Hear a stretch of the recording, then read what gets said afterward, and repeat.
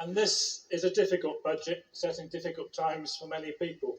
And the question I want to ask is whether the council has actually been ready for it, and is it in a fit position to move forward from where we are.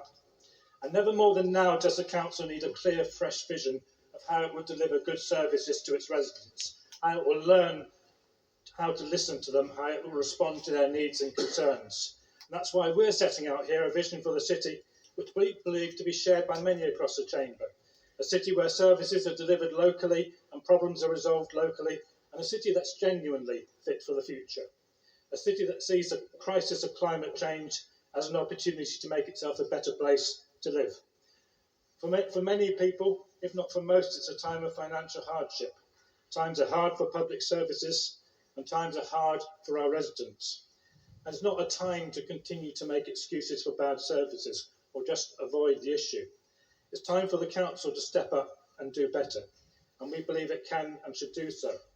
And the leader tried to get his retaliation in first in an unusual move this year, but he needs to listen to what I'm going to set out and what the big ideas coming from our group are, because he didn't get close to them. And I hope he can listen and he can learn something from what we're saying. You'll also see that the promised special allocation of funds for cleaning alleyways has been redirected. It wasn't being very effective, but it was needed. Councillor Mumtaz Hussain only recently identified an alleyway in her ward in Aston where the fly tipping can be seen from space. It is a private shared alleyway, the council doesn't want to know. It's also a serious environmental hazard with gas propane canisters, flammable materials and rats among the piles of detritus. And in the days when that particular road was in my ward prior to 2018, we were using community chest and the very cost-effective deployment of voluntary sector projects such as the Jericho Foundation. So residents are being asked to pay nearly 5% extra in council tax. They need value for money and they're not getting it at the moment. They see money being wasted on repaving the city centre while our neighbourhoods are neglected and facilities are falling down by holding vacancies for a week or two. And again, I asked the leader previously whether this would make services slow down and become even more sluggish. Roughly speaking, his reply was that nobody would notice. And I agree. Services and responses to the public are already so sluggish, nobody will notice if they become even more sluggish. Let's just look at how poorly this council performs. 13 years after it was hit by austerity, there's been little sign of a bounce back of recovery and quality. Every councillor and many residents know we suffer in many areas of council activity from a culture of excuses. And the council's own quality measurements show this. The measurement for customer satisfaction stands at red, at just 54% of satisfied customers. The measurement for customer complaints is marked at red. And we know, and residents know, that in truth this council still repeatedly fails. It fails to collect the bins, fails to clean the streets, it fails to resolve fly tipping, fails to repair housing, fails to mend the roads, fails its most vulnerable children and throughout the majority of the city to take the steps within its power to control dangerous driving. Perhaps something got missed out when the council and its advisers declared it had completed the journey of improvement. A programme of culture change that is owned both by members and officers. There may have been a programme, but it hasn't yet been successful. And in fact, that sense of humility, that desire to improve, appears to have been sidelined by the hubris surrounding last year's successful delivery of the Commonwealth Games. But the situation is now urgent. With a new round of austerity tightening its noose on the council, it must find another way, and it's far from achievable. There are budgets that can be devolved to new area committees. There are staff being recruited in the council as we speak to do public engagement. They should be working in all our neighbourhoods, listening to the public in the places where they live.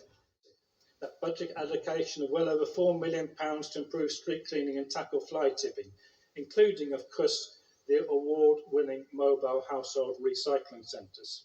Well, the budget's there, but it's one size fits all, and it doesn't do what it says on the can. The mobile household recycling vehicles recycle less than 5% of what they collect, and their pickup by ward varies massively. In my ward, it's been quite large because they closed the Parry Bar tip and also because we have good communications. But because I've been here for almost 20 years, I've seen better initiatives. I mentioned the Jericho Foundation work cleaning up back alleys, funded by Community Chest, the employment of environmental wardens who worked the patch and made sure the problems were solved. They didn't stick their referrals into a filing cabinet. And street special collections up and down the street so everyone could put out their stuff.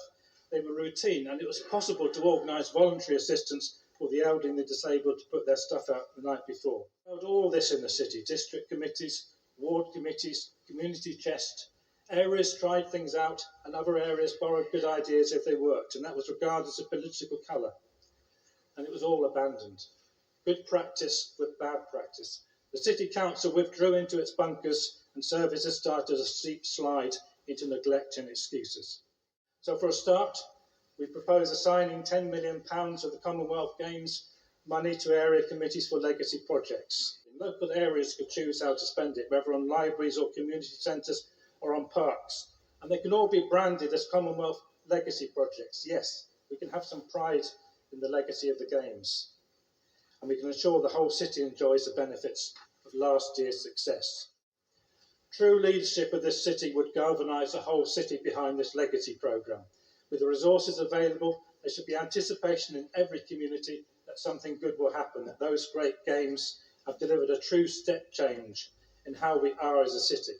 And we should also be able to be proud of our response to climate change. We were among the first councils to declare a climate emergency, and we face many challenges in our city linked to climate change. Clean air, congested roads, masses of paving and concrete.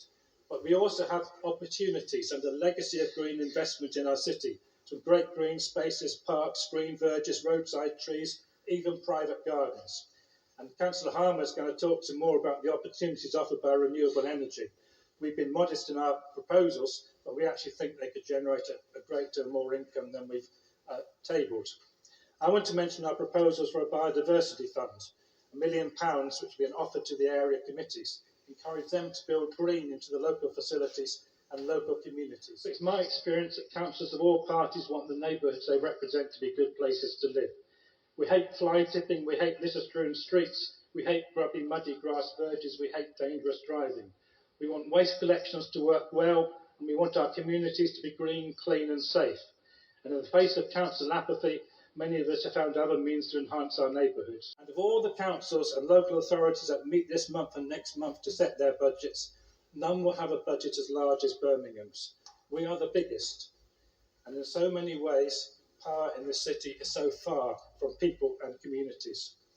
And the budget and business plan on this agenda failed to set out any proposals to close this gap, to bring the council closer to the people.